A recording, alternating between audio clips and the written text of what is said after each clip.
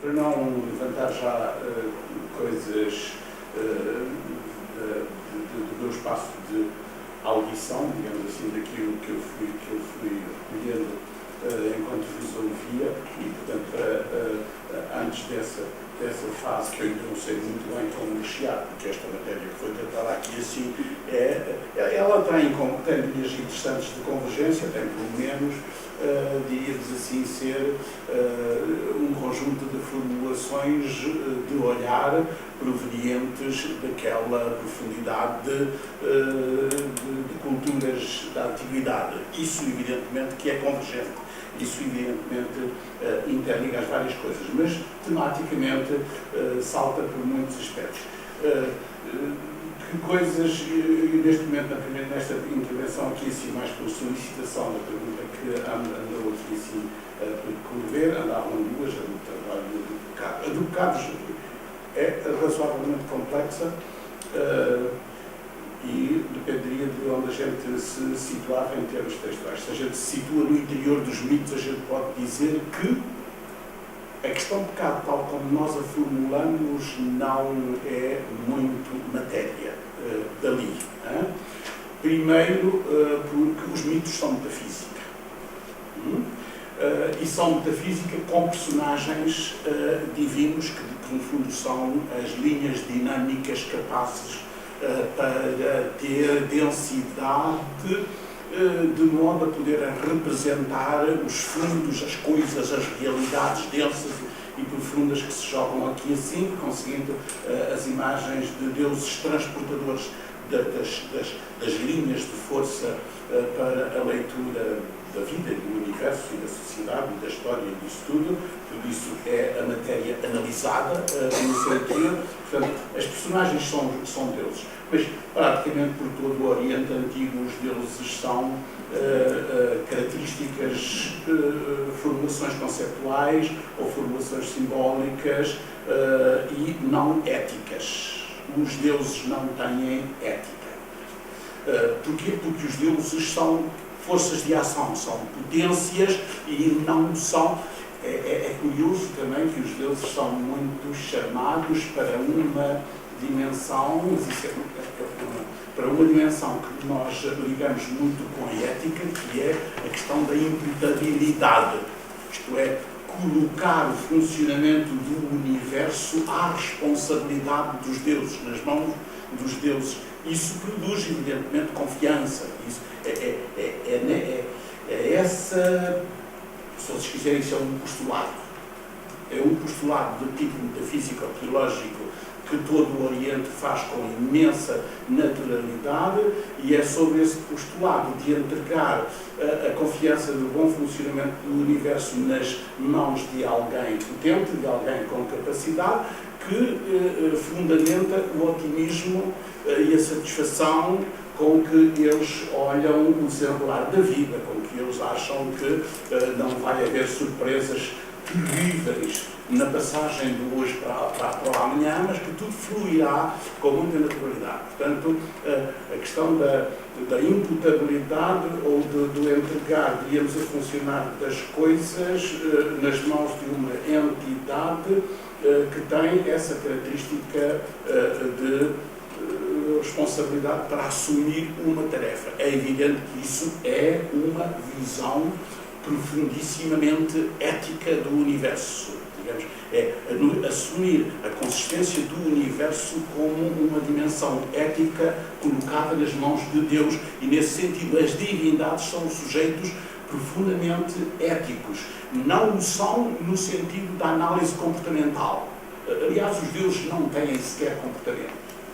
Uma das coisas muito curiosas que às vezes as pessoas gostam de comparar com muita facilidade, porque no fundo são comportamentos que a gente verifica do nosso lado de cá e que depois vemos também mais ou menos referenciados para o lado de lá dos deuses, é a questão da sexualidade.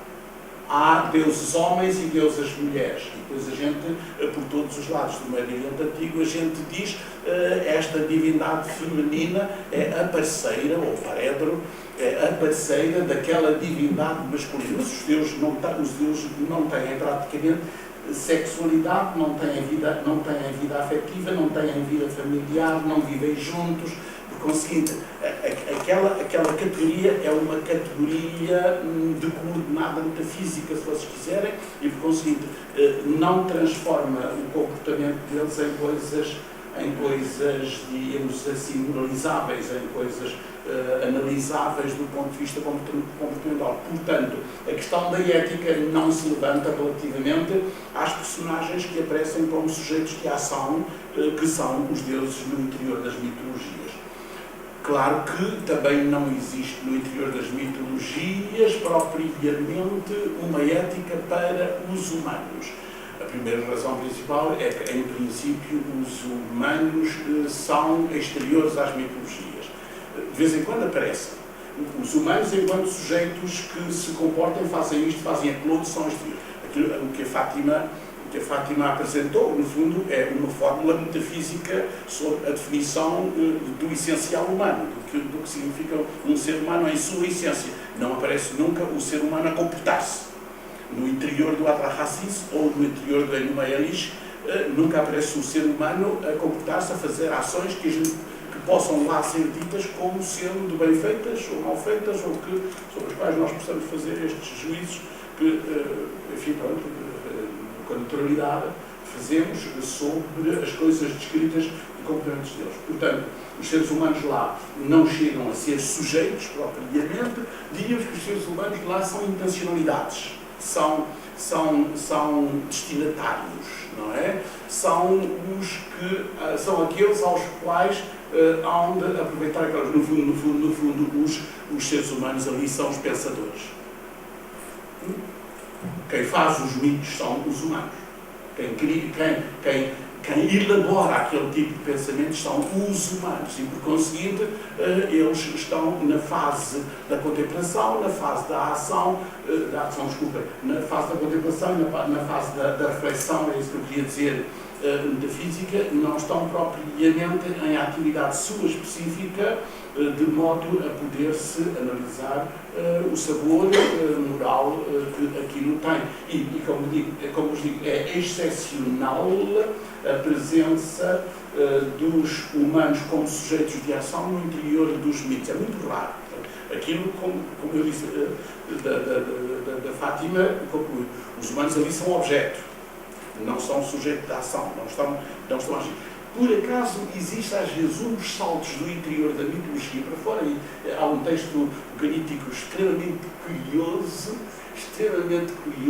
que mete os humanos enquanto vivos, enquanto realidade histórica, que os mete no interior do decurso da narrativa mítica, isto é, nas frases, nas declarações do interior de um mito, assume-se que os humanos estão reais e vivos e que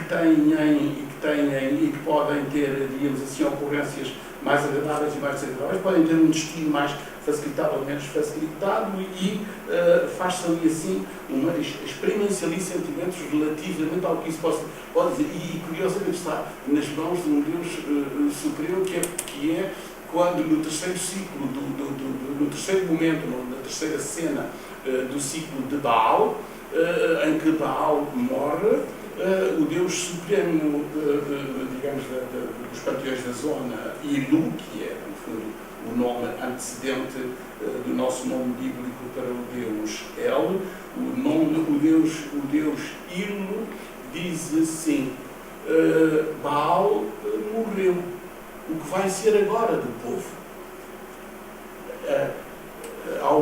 Há um recolher, diríamos assim, o fluxo dos humanos do exterior de uma história mítica que aparentemente não tem realidade humana e não tem história lá dentro, e curiosamente, pronto, o que significa que o mito estava, no fundo, a expor-se numa espécie de recorrência de ação litúrgica, e aquilo é daquelas partes de reflexão que chama os próprios seres vivos, os próprios humanos, para o interior daquela história, dizendo do que interesse é que ela vai ter para aquelas pessoas de fora. Mas isto aqui, quando a gente está habituado a ler mitos lá no tempo antigo, chegamos a este lugar e ficamos surpreendidíssimos, porque sempre as histórias míticas são feitas de forma, a gente chama isto, eu chamo isto também abstrações, no sentido que os conceitos de divindade são coordenadas para elaboração,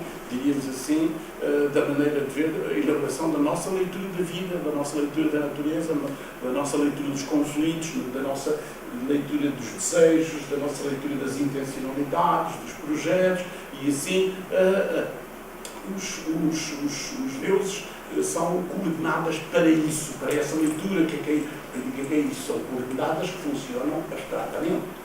Funcionam não propriamente como realidades concretas, mas como referências significativas de modelo alargado, de modelo generalizado, que no fundo as fórmulas do tipo do modelo de abstração é isso que nós utilizamos.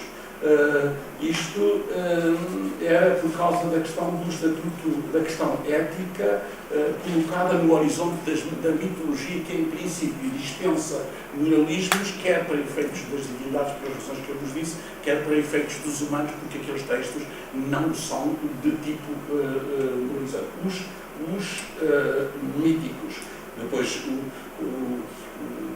por um lado, o João e a Maria trataram de textos que têm seguramente doses míticas, mas que são também já mistos, digamos assim, são da ordem, alguns deles, da teologia prática, já como aliás o João disse, da teologia prática, que no fundo significa a resolução de situações históricas problemáticas, de desconforto, que ele chamava a questão da ausência dos deuses, que evidentemente do ponto de vista bíblico para nós é totalmente consonante com toda a teologia deuteronomista, que é do afastamento ou dos afastamentos ou dos escondimentos de Deus, num esquema que é perfeitamente parecido intuitivamente, seguramente.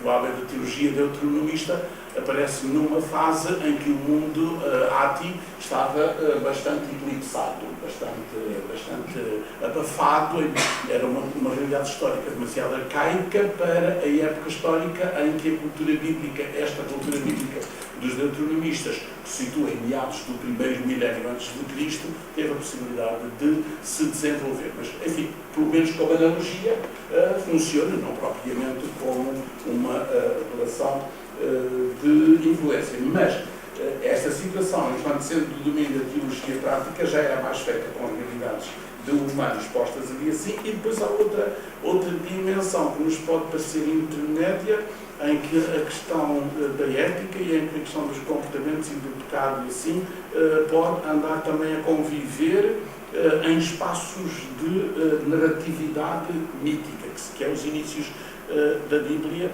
como Hans tratou, no sentido de que aquelas narrativas do início da Bíblia fluem de uma maneira natural e de uma maneira às vezes pouco fácil de tratar taxativamente sobre quando se está no puro mítico ou quando se está já no real histórico, digamos assim. Sei lá, é evidente que toda a leitura dos inícios do Gênesis, quando eu digo dos inícios do Gênesis, insisto sobretudo na segunda narrativa da criação, e que é, portanto, no capítulo 2 e 3 e 4, isto é, a questão do paraíso, toda essa leitura foi, do nosso ponto de vista, lido historicizadamente, como não propriamente coordenadas de modelo mítico, mas como vidas reais de personagens totalmente humanizadas do modelo humano. O Adão, chamado Adão, e a Eva, chamada Eva, estou a dizer isto, o Adão com um nome próprio de indivíduo concreto e a Eva com um nome próprio de mulher concreta, e por conseguinte toda a nossa leitura é eticizada à nossa maneira moral, à nossa maneira moralista. Há uma ética de tipo metafísico. e há uma ética de tipo mais moralista, mais de gestão sobretudo de gestão social, digamos, que implica, digamos assim, a aprovação ou desaprovação feita pelos outros e assim, o que na mitologia é justamente isso que não existe. Existe uma ética no sentido de que existe aquela importância do ser da consciência. Aliás, eu acho que aquilo que se passa no modo de pensar das mitologias orientais, a leitura sobre a vida, a filosofia que está pressuposta, eu costumo chamar metafísica da consciência.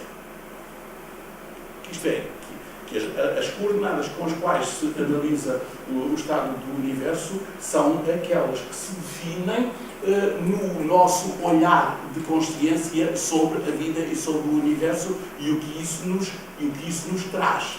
Por isso é que, diríamos assim, a referência mais significativa em termos metafísicos também para a realidade neste espaço destas mitologias e do pensamento do Médio Oriente em geral é o tempo, não é a física. Não é a realidade mais significativa, não é a do chão físico do universo, é o tempo, o que significa que é uma realidade da consciência, é uma realidade interior. E nesse sentido é que a própria leitura da mitologia primitiva é já assente nisto que eu estava a chamar a metafísica da consciência e, portanto, ela tem, evidentemente, as dinâmicas todas de ética, de atividade, de criação, de criatividade que a consciência tem. Eu estou-me a dar conta que eu já estou a meter-me por aquilo que me estava a atrair no interior das várias conversas e que conseguido estou a extrapolar do meu horário, porque isto aqui, em princípio, isto era um assunto descritivo, mas o que é que vocês acham? Como estamos claramente no dinâmico e no espontâneo, depois vou falar também das coisas e, sobretudo, que a pergunta do André vai apontar para uma dimensão muito importante do ponto de vista, diríamos assim, das intencionalidades das narrativas míticas. As narrativas míticas são muito voltadas para a história, para a análise da experiência humana das sociedades na história. Cada uma delas analisando a sua própria experiência de sociedade, não é? Como Fátima, que fala aqui ao meu lado direito, se referia relativamente à Ana Elis, que tinha como intencionalidade, sobretudo, fazer a apologia do deus Marduk. O deus Marduk é a soberania babilónica na altura, diríamos assim, aquela que se assumiu. Pronto. A história, muito mais, já agora, enfim, também, isto se pode sublinhar desde já, a história, muito mais do que a gênese propriamente dita, ou a origem propriamente dita, ou o começo em termos físicos, a história é que é o grande tema. O desenrolar da história. Apanhar esse desenrolar da história em termos de gênese tem a ver com o apreço pela parte deles de incluir que havia que essência e origem eram, em grande parte, conceitos sinónimos. Nós estamos menos preocupados em ir apanhar a identidade das coisas no seu berço ou na sua origem, isso eles gostavam muito, nós faríamos um tratado mais propriamente sobre o que é a essência das coisas agora, equivale ao que eles faziam com o termo gênese, mas no fundo era o desenrolar da história que lhes interessava. Aliás, é muito interessante que aquelas mitologias, as grandes mitologias, as grandes narrativas míticas, depois há pedacinhos míticos pequenininhos, onde os elementos não aparecem todos explícitos, mas nas grandes narrativas míticas há um certo atrativo para começá-las com o advérbio quando. As duas que a Fátima referiu como principais, o Atrahasis e o Enuma Elis, começam ambas com Enuma, com o mesmo advérbio quando. vocês reparam que o Gênesis começa com Bereshit, começa com o que a gente está habituado a traduzir no princípio, e temos muita tendência a pensar que aquele Bereshit significa um princípio absoluto, que era uma ideia que as mitologias do Oriente Antigo não administravam, não jogavam com a ideia do princípio, não sabiam provavelmente sequer o que isso significava, o que significa aquilo de verbo e quando era apanhar uma narrativa, diríamos assim, in medias res, como a gente costuma dizer, isto é, no meio da própria engrenagem das vivências e da história e das sociedades, e ali no meio fala-se de Gênesis, fala-se de início como quem procura o centro, como quem procura o núcleo, porque as coisas, diríamos assim, começam pela sua semente que está no interior, não é? É nesse sentido que procuram um início, não que eles tenham algum tipo de ideia sobre o início do mundo, no sentido que nós viemos a considerar posteriormente. Nenhuma mitologia do Oriente Antigo tem a sensação de que o conceito de início do mundo, nessas mitologias, significa aquele princípio junto do qual antes se encontrava nada. Relativamente à Bíblia, temos muitas dificuldades por causa do acumular das leituras. Na Bíblia, nós já fomos acumulando a ideia de que naquele Bereshit pressupõe o nada anteriormente. Mas na própria narrativa bíblica daquele tempo, não é forçoso pressupor isso de uma forma muito declarada. Não convém, porque o conceito nem sequer existia. 4 ou 5 séculos mais tarde, nós encontramos num texto já em grego, conseguindo já tardio da época daquelas composições mistas do tempo do helenismo, que é no livro dos Macabeus, no sermão daquela mãe dos 7 filhos Macabeus que estavam a ser condenados, e que faz assim grandes sermões, diríamos assim, de resistência espiritual aos filhos. Ali é que aparece a única vez no Antigo Testamento que Deus criou o mundo a partir do nada. Já agora, a propósito de quando é que, mais ou menos, o primeiro texto da narração da criação poderá ter sido feito? À volta de 500 e tal. Por conseguinte, 500 e tal anos antes daquele discurso, a gente não sabe ainda muito bem, não se pode provavelmente garantir, que no pensamento dos hebreus daquela altura, a palavra no princípio pressupunha um início absoluto, pressupunha o nada antes. Pode ser uma coisa muito mais. O conjunto das duas primeiras frases dão-nos a entender que aquilo se encaixa muito mais naturalmente naquele tipo de início dos mitos que era o quando. Né? Isto é, no princípio, quando Deus... Já há Bíblias que traduzem assim. No princípio, criou Deus o céu e a terra, pois a terra... Opõem o quando, no princípio, quando Deus criou o céu e a terra, há Bíblias perfeitamente normais, já apresentadas por aí, que traduzem isso. O contexto, diríamos assim, da literatura mítica, que, como o Hans dizia, era conhecida, é verdade, que aquela literatura mítica da Mesopotâmia era conhecida.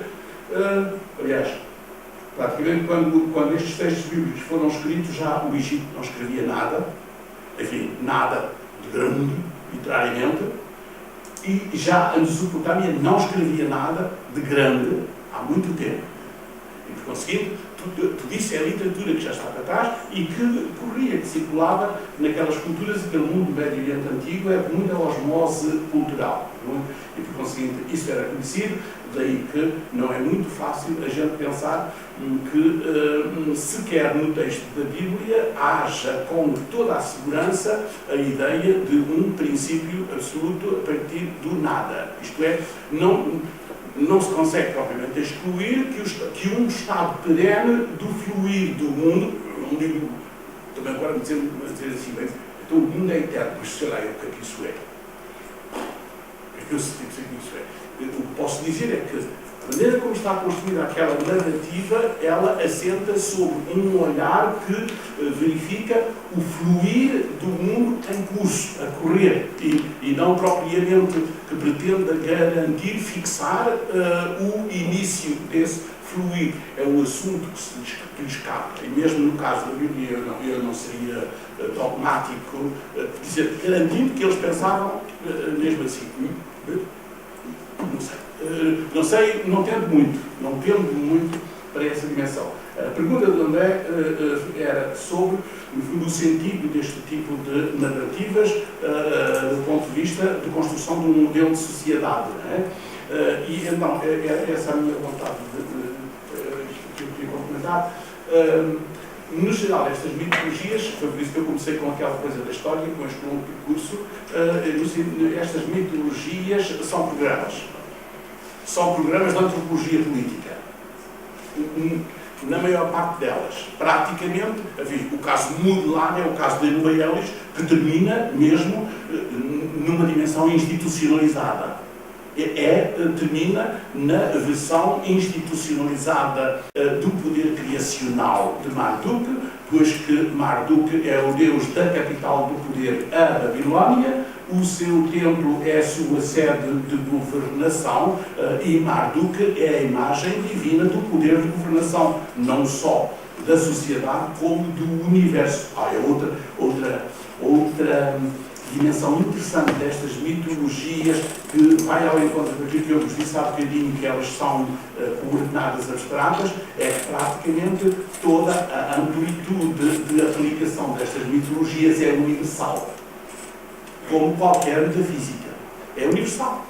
Por isso, o governo de Marduk é um governo simbolicamente para o universo. E, por conseguinte, estas mitologias de tal maneira estão interessadas, diríamos assim, na forma de governação das sociedades, portanto, em governar as sociedades no melhor sentido possível, no seu estado histórico, que se encaminham naturalissimamente para a definição de uma instituição governante, de uma instituição que assuma, no fundo, a imagem do divino, a imagem da imputabilidade divina. A imputabilidade divina é uma transposição metafórica das realidades do horizonte humano. Curiosamente, no texto do Gênesis, não se nota, diríamos assim, um desembocar das mitologias no domínio das instituições de poder, no domínio da institucionalização. Isto é, a realeza não consta explícita, nem metaforicamente, não há deixas muito visíveis no interior das mitologias de origens presentes na Bíblia, que estou a referir àquelas do Gênesis, porque depois há pedacinhos eventualmente dispersos por aqui e por lá, que podem ter figuras já mais marcadas com simbologias de poder.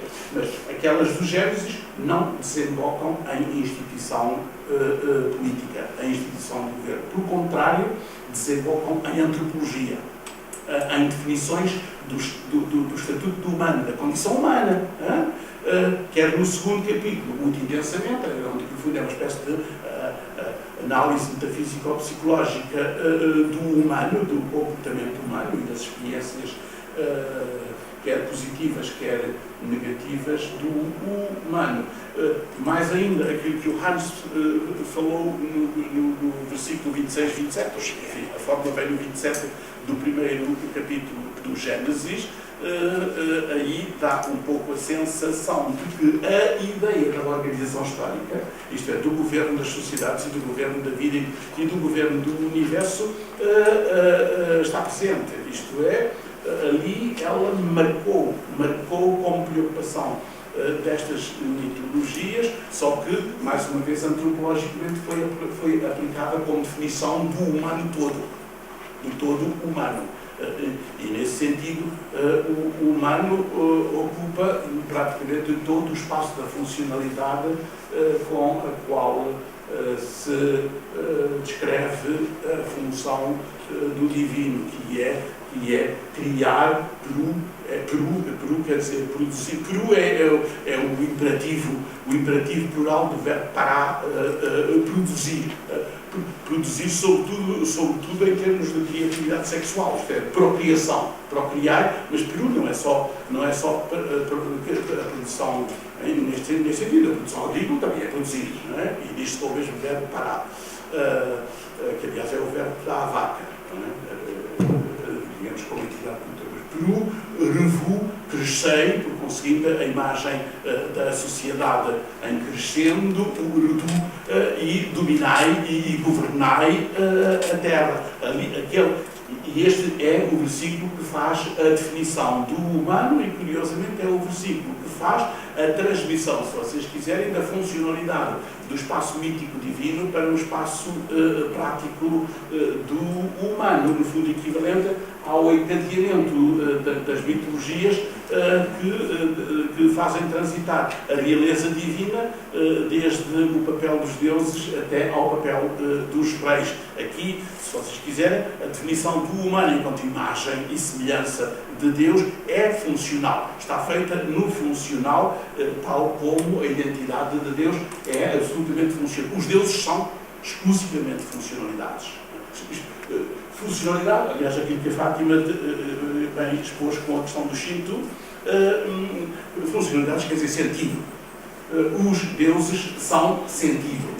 E essa dimensão é transposta para o humano, e aqui está um pouco a imagem da sociedade enquanto modelo que o André estava a perguntar.